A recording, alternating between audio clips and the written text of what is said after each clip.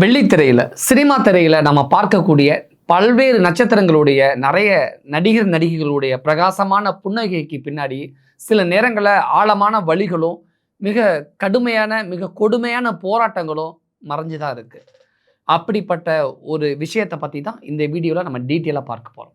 மலையாளம், தமிழ், தெலுங்கு அப்படின்னு 3 மொழிகளிலும் தன்னுடைய க்யூட்டான நடிப்பால் ரசிகர்களுடைய மனதை கட்டி ஆண்டு கொண்டு இருக்கிறார் நடிகை அனுபமா பரமேஸ்வரன். தற்போது அனுபவமா தன்னை பற்றி ஒரு விஷயத்தை பேசின விஷயமே ஒரு சினிமா வட்டாரத்தில் மிகப்பெரிய அளவில் கவனத்தை பெற்றிருக்கு. பேசும் பொருளாக மாறி இருக்கு. டாக் ஆஃப் த டவுனாகவும் மாறி போயிருக்கு. எப்போதுமே காலங்காலமாக நடிகைகளுக்கு இருக்கக்கூடிய ஒரு பிரச்சனை தான். நான் சினிமாவில் சிரிச்சுக்கிட்டு சந்தோஷமாக நடிச்சுக்கிட்டு இருக்கேன். ஆனால் எனக்கு பின்னாடி என் வீட்டில் என்னை சுற்றி எனக்கு ஒரு வழி இருக்குப்பா, எனக்கு ஒரு பிரச்சனை இருக்குது, எனக்குன்னு ஒரு போராட்டம் இருக்குது, அது உங்கள் யாருக்காவது தெரியுமா அப்படிங்கிற ஒரு டோனில் தான் அனுபமா பரமேஸ்வரன் தன்னையே மறந்து இயல்பாக ஒரு விஷயத்தை போகிற போக்கில் பேசிட்டு போயிருக்காங்க. அதுதான் இந்த தமிழ் சினிமாவிலும் சரி, மலையாள சினிமாவிலும் சரி, இப்போ சமீப காலமாக பேசும் பொருளாக மாறிக்கிட்டு இருக்கு. அதை பற்றின இன்டெப்த்தான சில விஷயங்களை தான் நம்ம இந்த வீடியோவில் அலசி ஆராய போகிறோம். நடிகை அனுபமா பேசியிருக்கக்கூடிய ஒரு விஷயம் தற்பொழுது சினிமா துறையில் நிஜமான மறுபக்கத்தை வெளிச்சம் போட்டு காட்டியிருக்கு. அதாவது கடந்த 2015ஆம் ஆண்டு வெளியான பிரேமம் படத்தின் மூலமாக ஒட்டுமொத்த இந்திய ரசிகர்களையும் தன்னுடைய டாப் ஃபேவரட்னு சொல்லுவாங்கள்ல, அப்படியான ஒரு நடிகையாக மாறி போனவர் தான் நடிகை அனுபமா பரமேஸ்வரன். பிரேமம் படத்துக்கு பிறகு தனுஷோட கொடி படத்தில் ஜோடி போட்டு நடித்தாங்க. தமிழ் ரசிகர்கள் மத்தியில் ரொம்பவே கவனம் பெற்றாங்க. நிறைய ரசிகர்கள் பட்டாளத்தையே தன் பக்கம் இழுத்தாங்க. இப்படி கடந்த 10 வருடங்களாக அவர் கடந்து வந்த பயணம், அதாவது சினிமா உலகத்தில் அவர் கடந்து வந்த பயணம் அவ்வளவு எளிதான ஒரு விஷயம் கிடையாது அப்படிங்கிறத இன்னைக்கு அவர் போட்டு உடைச்சிருக்காரு. அவர் பேசின பேச்சிலேருந்து போட்டு உடைச்ச மாதிரி அப்படியே காட்டிட்டார். சமீபத்தில் அவர் நடித்து வெளியில் வந்த பைசன் படத்தோடைய பத்திரிகையாளர் சந்திப்பு, செய்தியாளர் சந்திப்பு நடக்குது.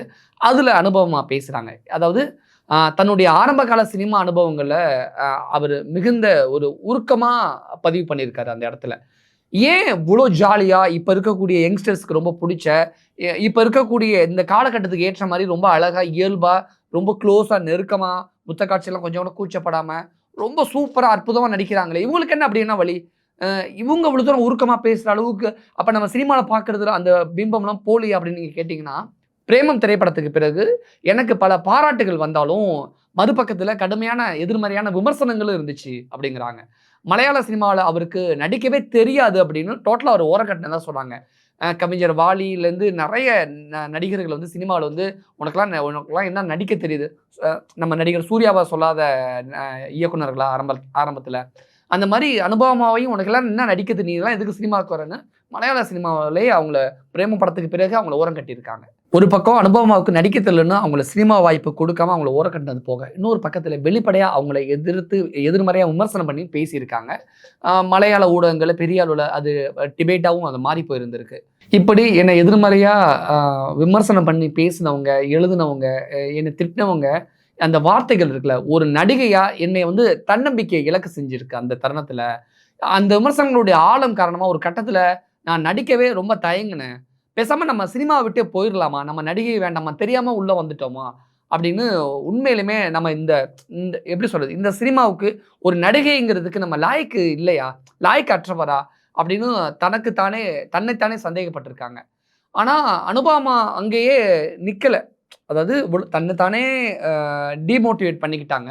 மற்றவங்களுடைய எதிர்மறையான விமர்சனங்கள் மூலமாக நம்ம உண்மையிலுமே அப்படித்தானோ, ஒருவேளை நமக்கு இருக்குமோங்கிற மாதிரி தன்னைத்தானே டிமோட்டிவேட் பண்ணிக்கிட்டு பண்ணாங்க. ஆனால் அந்த இடத்துல அவங்க அப்படியே நிற்கலை, மூவ் ஆன் பண்ணி போனாங்க. அனுபவமா மீது வச்ச அந்த கடுமையான விமர்சனங்களை அவர் டோட்டலாக புறக்கணிச்சுட்டு கிடைத்த ஒவ்வொரு வாய்ப்பையுமே எப்படி கெட்டியாக பிடிச்சிக்கிற மாதிரி அவ்வளோ ஹோம்ஒர்க் பண்ணியிருக்காங்க. அந்த முன்கூட்டியே அந்த காட்சிகளை, அந்த டைலாக்கெல்லாம் பேசி பார்த்து முன்கூட்டியே நடிச்சுட்டு ஸ்பாட்டில் போயிட்டு கிட்டத்தட்ட ஒரே டேக்கெல்லாம் நிறைய விஷயங்கள் ஓகே பண்ணியிருக்காங்க. இப்படி சமூக வலைதளங்கள் வரக்கூடிய நிறைய விமர்சனங்களில் சில சமயங்கள் இதயத்தை பலருக்கும் உடைக்கலாம். அது அனுபவமாவுக்கும் உடைச்சிருக்கு.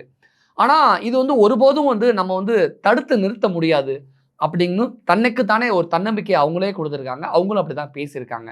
இப்படி நம்பிக்கையும் கடின உழைப்பும் இருந்தால் எந்த காயத்தையுமே நம்மளால் வெற்றி கொடியாக மாற்ற முடியும் அப்படின்னு தனக்குத்தானே அவர் ஊக்கமளிக்கிற வகையில் தான் அந்த பேட்டியை அனுபவமாக பேசி முடிச்சிருப்பாங்க. இப்படி சினிமா துறையில போராடக்கூடிய ஏராளமான இளம் நடிகர்களுக்கும் சரி, இளம் கலைஞர்களுக்கும் சரி, அனுபமாவுடைய இந்த பேட்டி, அவருடைய கடந்து வந்த இந்த சினிமா, இந்த திரை பயணம் வந்து மிகப்பெரிய ஒரு அனுபவமா அல்லது ஒரு ஒரு அனுபவமா இருக்கும். அதே நேரத்தில ஒரு தன்னம்பிக்கை வளர்க்கக்கூடிய ஒரு ஒரு விதமாவும், ஒரு தன்னம்பிக்கையை வளர்த்தெடுக்கக்கூடிய ஒரு சில தருணங்கள அது ஏற்படுத்தி கொடுக்கும். அப்படிங்கிறதும் இந்த இடத்துல ஒரு முக்கியமா கவனிக்கக்கூடிய ஒரு விஷயமாவும் இருக்கு.